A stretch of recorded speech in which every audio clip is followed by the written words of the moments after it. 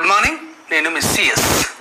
ఆంధ్రప్రదేశ్ రాష్ట్రంలో పెన్షన్లకు సంబంధించి నగదు బ్యాంకుల్లో జమ కాని వారికి 4వ తేదీన అంటే రేపు ఇంటింటికి పెన్షన్లను పంపిణీ చేయడం జరుగుతుందని గ్రామీణాభివృద్ధి శాఖ ముఖ్య కార్యదర్శి తెలియజేయడం అనేది జరిగింది. దీనికి సంబంధించినటువంటి పూర్తి వివరాలు మీకు అందిస్తాను. బ్యాంకు ఖాతాలు మనుగడలో లేని కారణంగా పెన్షన్ నగదు జమ కాని వారికి మే 4వ తేదీన గ్రామ మరియు వార్డు సచివాలయాల ఉద్యోగుల ద్వారా ఇంటింటికి పెన్షన్లను పంపిణీ చేయనున్నట్లు పంచాయతీరాజ్ గ్రామీణాభివృద్ధి శాఖ ముఖ్య కార్యదర్శి శశిభూషణ్ కుమార్ వెల్లడించారు. 74,399 మంది పెన్షన్దారులకు బ్యాంకు ఖాతాల్లో నగదు జమ కానట్లు గుర్తించామన్నారు. వీరందరికీ ఇంటింటికి వెళ్లి పెన్షన్లు పంపిణీ చేయనున్నట్లు తెలిపారు.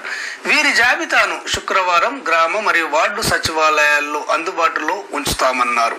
మొత్తం 65,49,000 పెన్షన్దారులకు గాను 63,31,000 మందికి అంటే 96.67% మంది పెన్షన్దారుల ఖాతాల్లో నగదు జమ చేశామని ఆయన తెలియజేయడం అనేది జరిగింది.